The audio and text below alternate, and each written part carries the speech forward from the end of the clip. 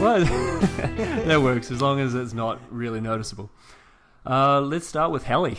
We had Kyrgios beat Federer 7-6, 3-6, 6-2. Bit of a surprise for me, especially Kyrgios getting to the final. I didn't see that coming. Should Federer be at all nervous after that result heading forward? Yeah, I don't know.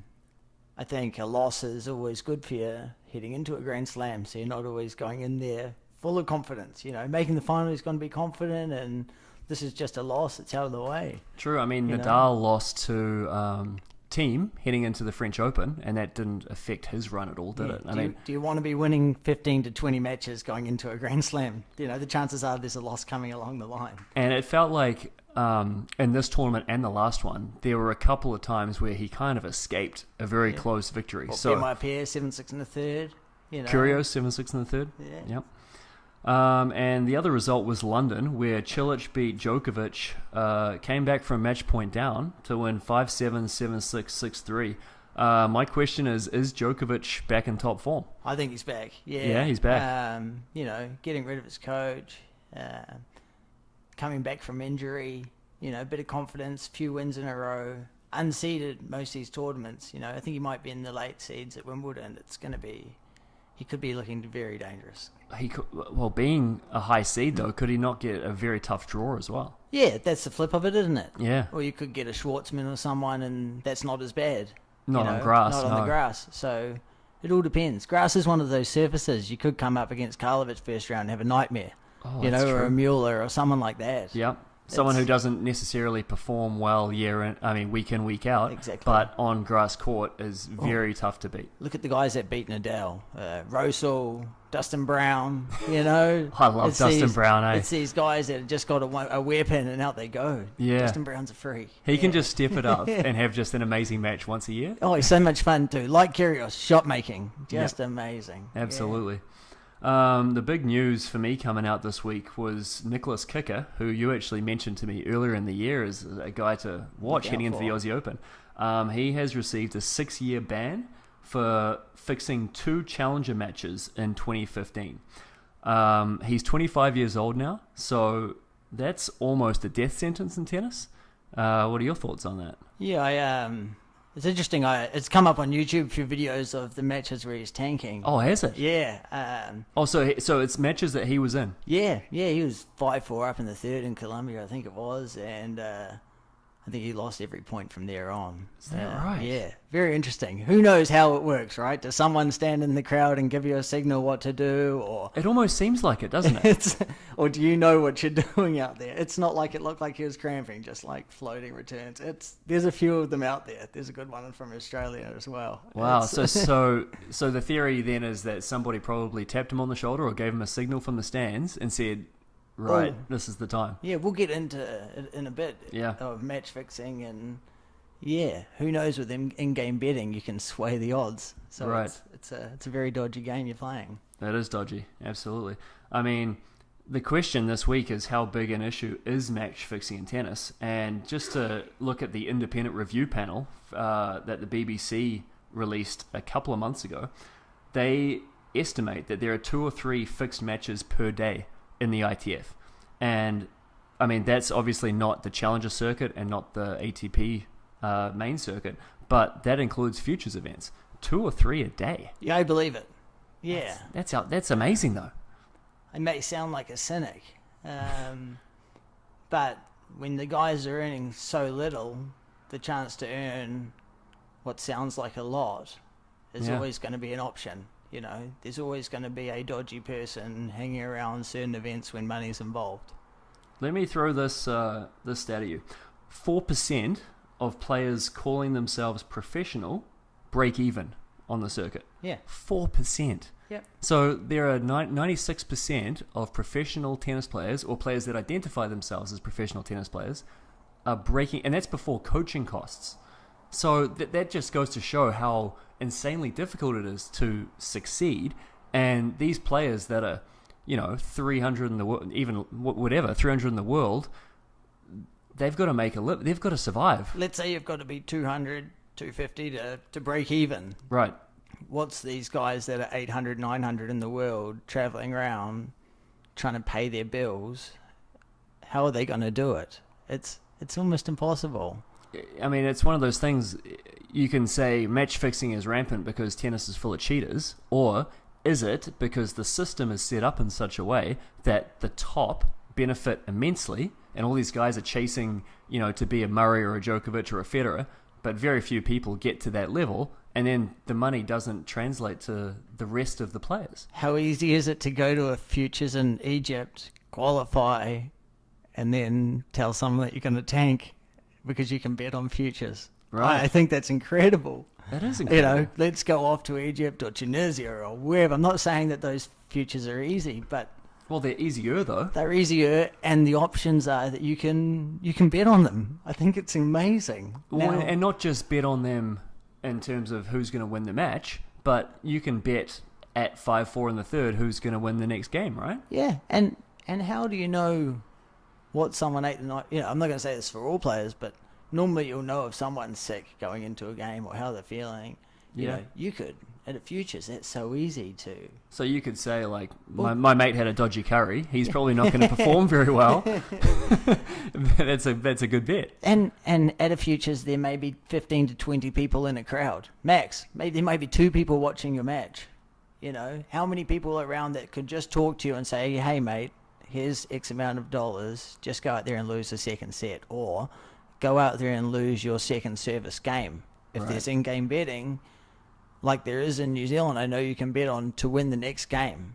Now, if you're telling someone that I'm going to lose my third service game of this set, go out there and put your house on it.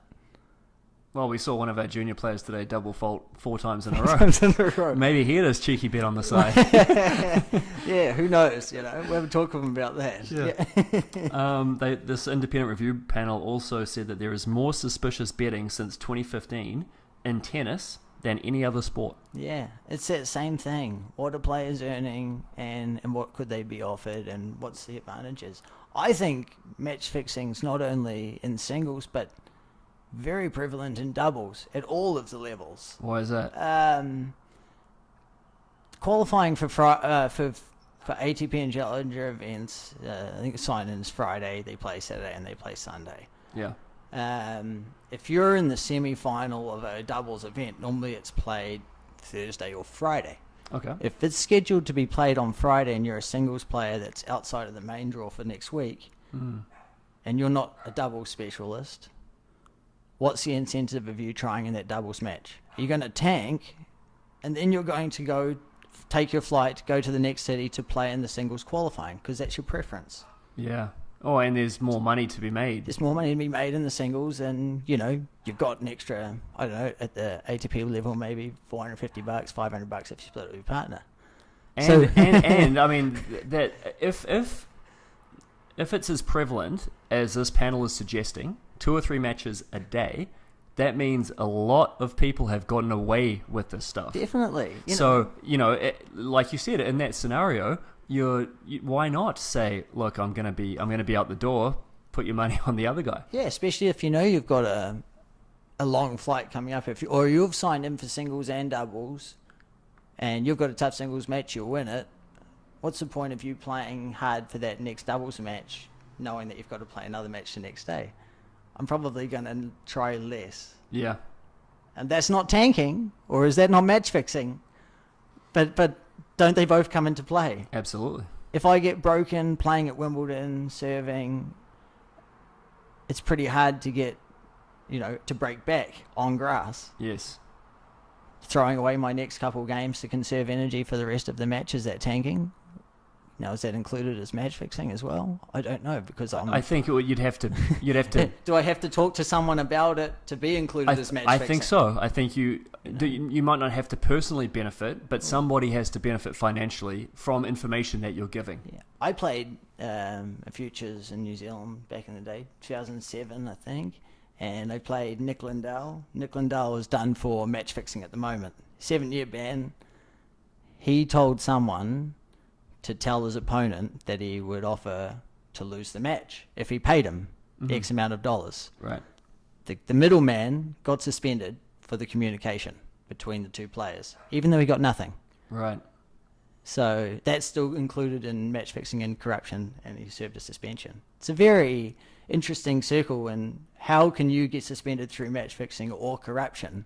Yeah. You know, betting on other tennis matches as a tennis professional is included as corruption, and you'll serve time for that. So be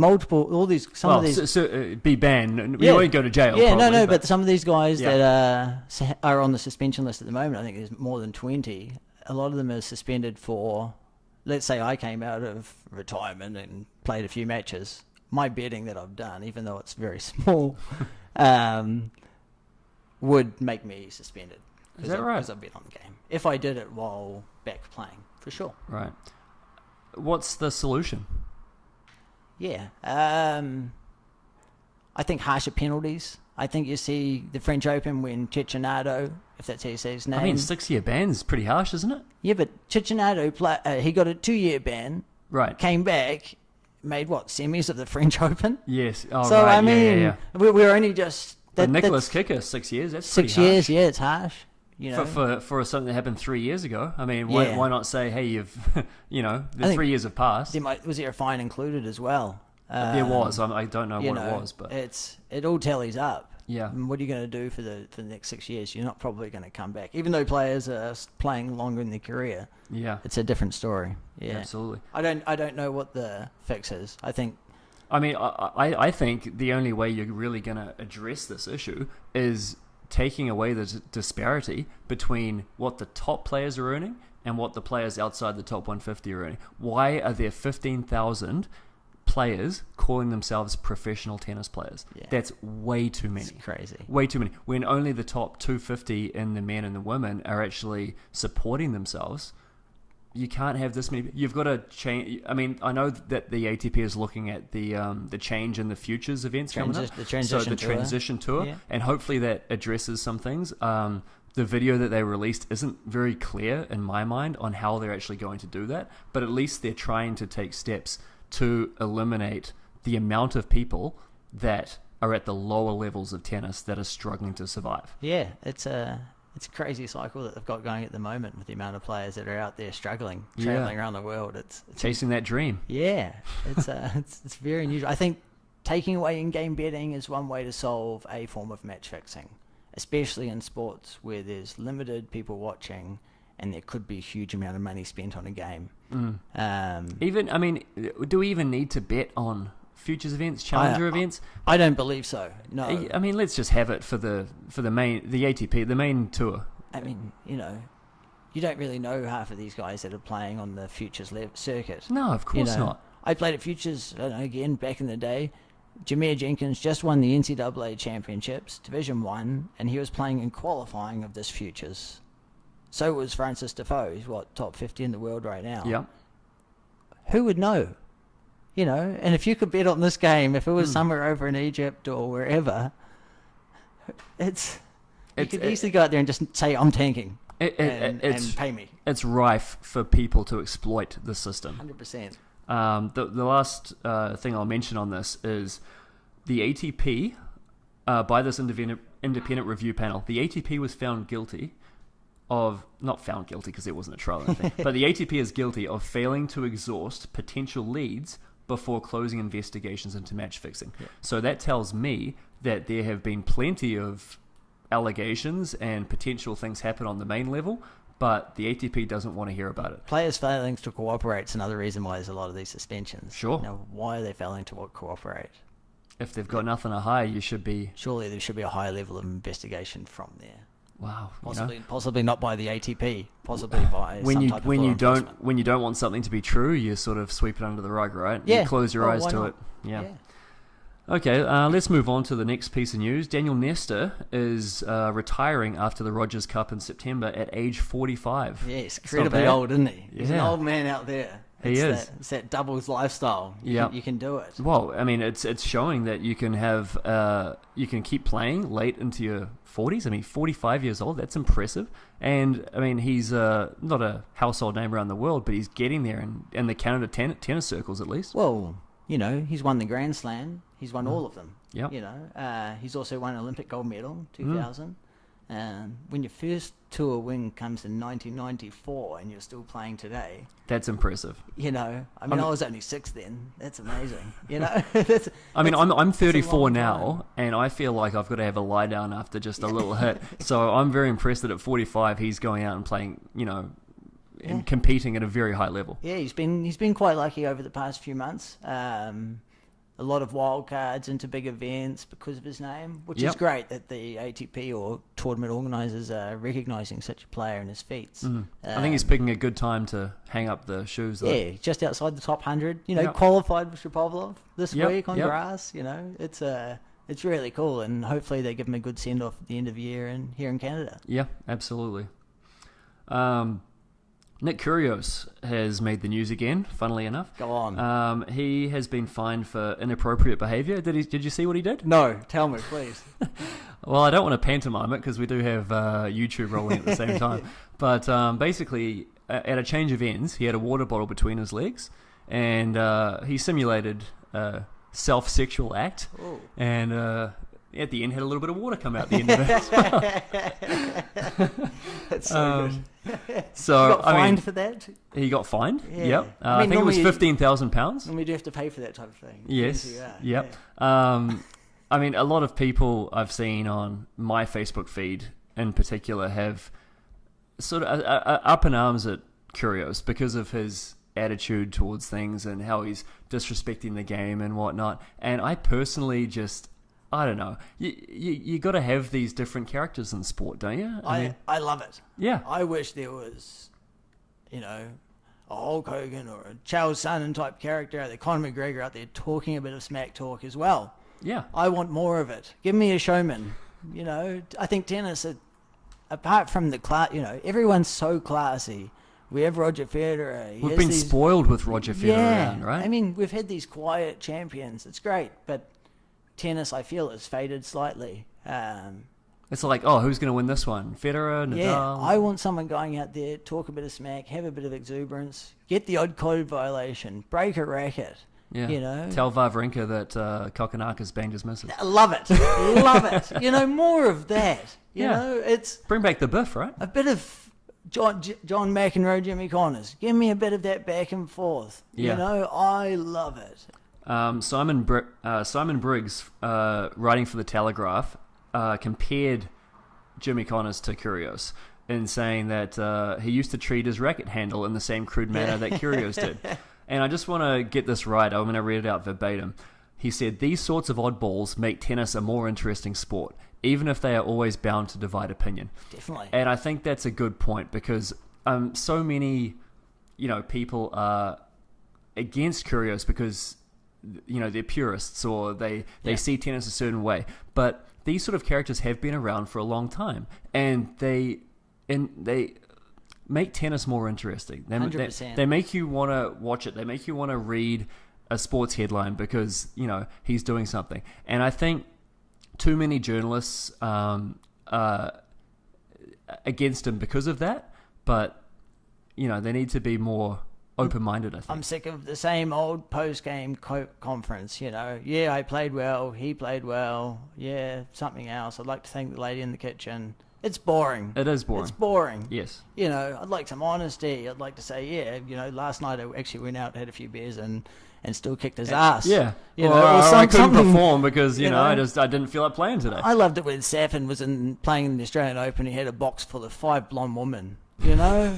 Turn it up, you know. Give me something like that. Who's going to do that? Kyrgios? I mean, he's got a girlfriend, but someone out there, Tomic could probably do it. He probably could. Know? He's got the talent to. You know, it's something very different, but I'd love to see it out there. A little bit of personality, I think, is what we're going for. Is it the Instagram type lifestyle? You know, well, if we're talking about that, I mean, any teenage boys listening or watching, get Jenny Bouchard's Instagram on you. Watch Jeez. out. You know, you can pick up a date off her too. Apparently. Exactly. Yeah, exactly. She dated one of her followers on Instagram. Crazy. Good on her. You know? Well, good on him. Click that like button. Smart. Looking at world sport, the main thing that I've noticed in the past week that's come from the World Cup, in addition to some really interesting results, and boy, I'm glad it's not just the same teams dominating all the time. I mean, you're actually seeing some interesting results. But what caught my attention was, and it started out as the Japanese fans, and it's also the, I believe, Saudi Arabian fans, and I think I saw the Colombian fans, and I know I'm missing a country as well, but they're cleaning up the stadium after they're finished. It's incredible. Which is amazing. Yeah. mean, the Japanese culture is a lot like that, isn't it? Yes. You know, I remember, I think 2010 or 2011 when they had the tsunami earthquake, and when they were all lining up in lines, very politely waiting to get care packages. You know, I don't think that happens in most countries if there's a natural disaster. I think you'd be brawling to get to the front of the line. It's that type of people, you know, very polite, very quiet, and clean up. But just seeing those images was really a great break when you've got, you know, Trump and North Korea dominating the headlines, and then you see these fans that are taking the time to clean up the stadium is just fantastic. Yeah, it's amazing. Yeah. You know, it's such a big event. It's cool. I think something from the Soccer World Cup that caught my eye a little was the former president of FIFA, Sepp Blatter, who's currently banned from the World Cup, being at the World Cup. He was actually sitting with Vladimir Putin. I thought you were going to say 5 blondes in his box. I wish. He probably had that out the back.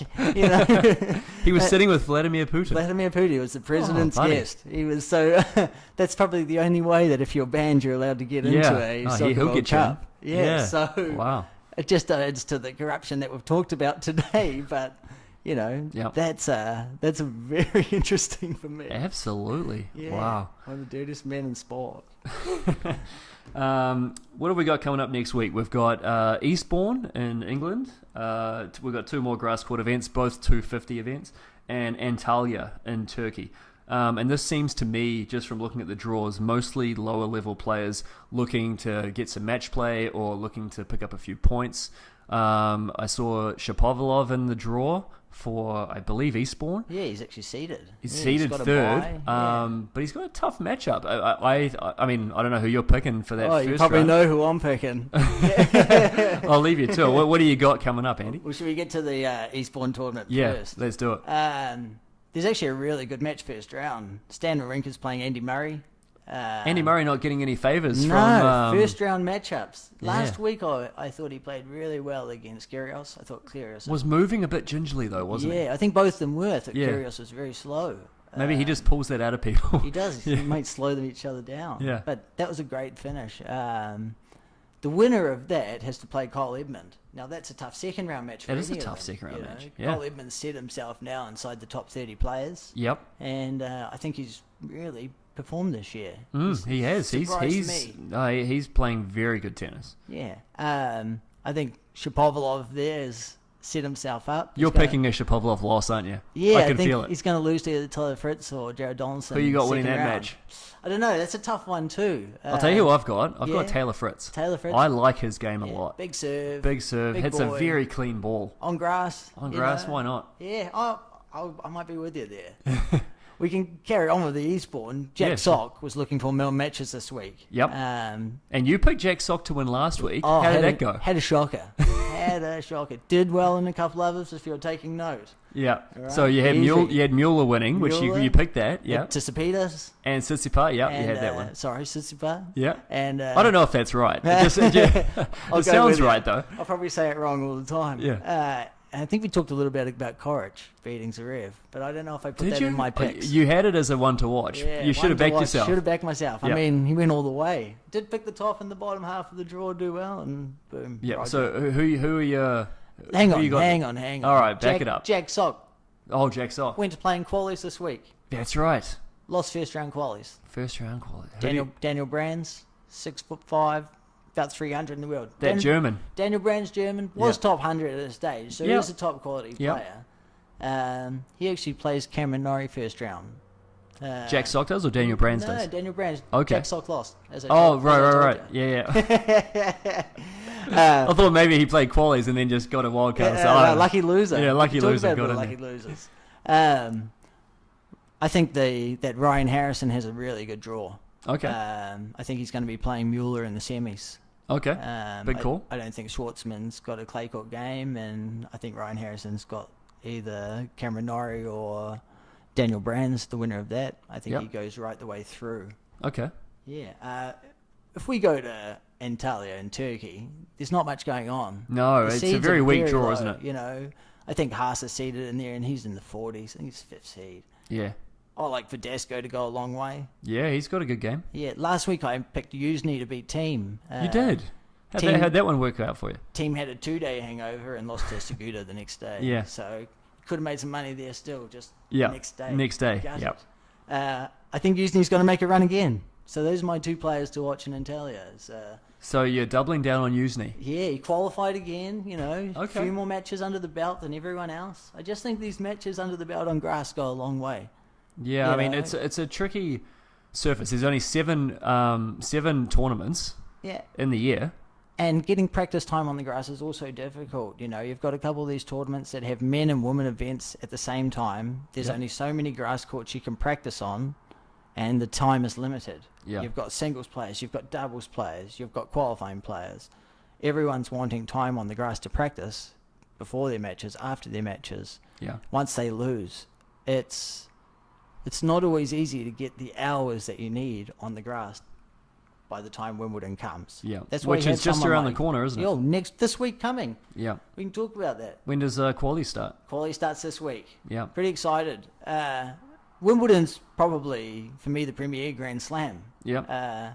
They have qualifying for singles and doubles like every other tournament, but they have qualifying for doubles. Mm.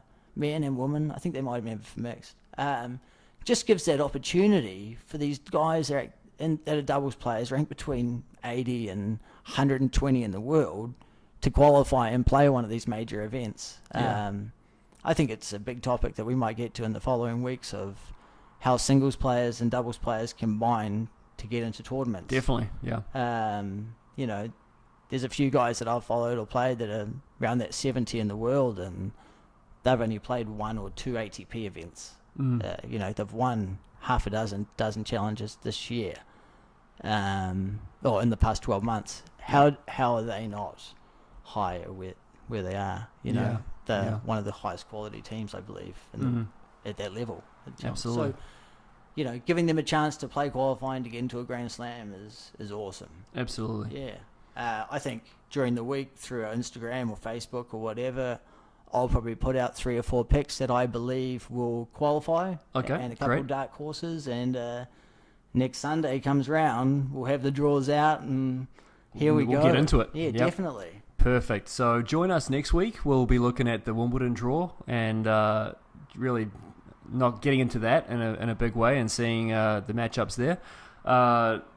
We are now officially on iTunes and Stitcher. Yo. Boom. So you can find us there if that's how you take in your podcasts.